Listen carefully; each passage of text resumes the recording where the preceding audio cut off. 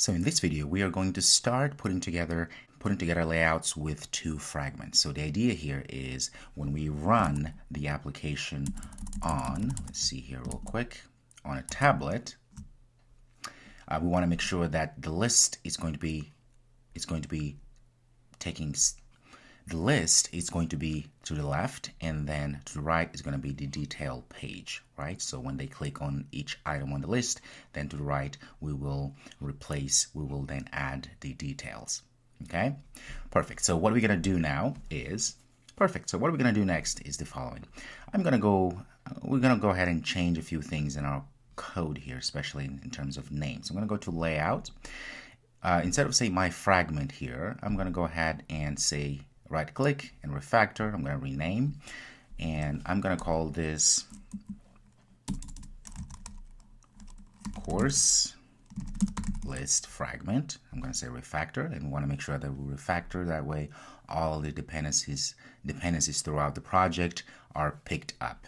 Okay, and I'm going to go to, let me take it back to Android here. That way we just have everything well organized.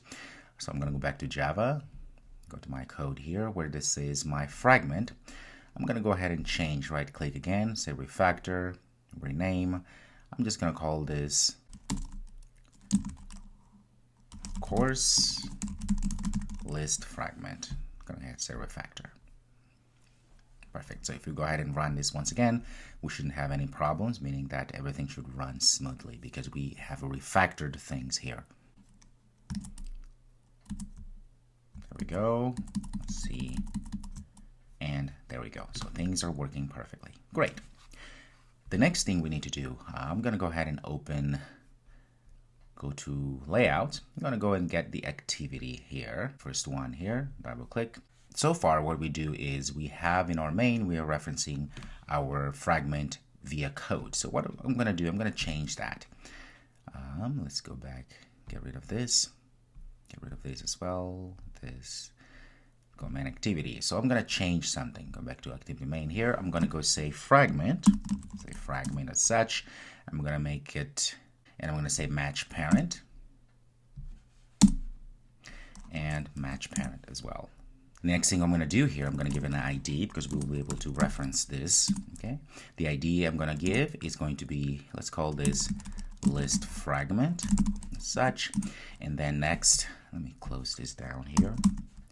And next, what I'm going to do, I'm going to go ahead and give the name attribute. That way we know exactly that this fragment is pointing to a certain this fragment here is indeed pointing to a Java class fragment. So I'm going to say Android name attribute, and right away we have our IDE here giving us the correct package class here. So let's just hit enter. Now it's course list fragment, which is what we just changed to, which is the one that we just changed here, right? And the next thing I'm going to do, I'm going to also add a layout. I'm going to point a layout in which this is also going to be pointing to. So I'm going to say tools, layout, and I'm going to point to say at layout folder. I'm going to point to course list fragment. That's good. So because we are going to use this same fragment here, I'm just going to copy all of this, and I'm going to use that on the other activity SW600, as you can see, which is for bigger screen layout, right? So I'm going to double click here. Let's see, everything looks good. I'm going to get rid of this. I'm going to go ahead and paste in that fragment that we just copied from the previous one. Change the orientation from vertical to horizontal, okay? Because I wanted things to I'm going to be laying fragments side by side. Remember, we're going to have to the left the list, and to the right is going to be where we're going to put the details, so that when they click on each item list to the left, then we're going to show the details for that clicked list item. But you notice that we kept everything here. We kept the ID. In fact, let's make sure this is list as such, which means I have to go back to the main one and change this to list. I put an I there. That was a little typo. So what I was saying is that you notice we kept everything the same because this will be called regardless of which device. It's just that we will be, so this, because this will be referenced from different devices depending on the size of devices, right? So we have to keep the list ID the same, and also the layout that we are pointing to is going to be the same. But also, most importantly, we also pointing this fragment to the same class, course list fragment, because that is the one class, Android list. That is the one class that will take care of showing or manipulating our fragments depending on the screen size of the device. Now that we have that, if we go to main here, we don't really need this anymore. So I'm going to go ahead and comment this out. Why? Because now we are putting the fragment like we did in our first lecture about fragments. We are actually using XML and inserting our fragment inside of our layouts, right? So we have in this layout, this first layout and the second one. So now if we save this, we should see the same results. Give it a run.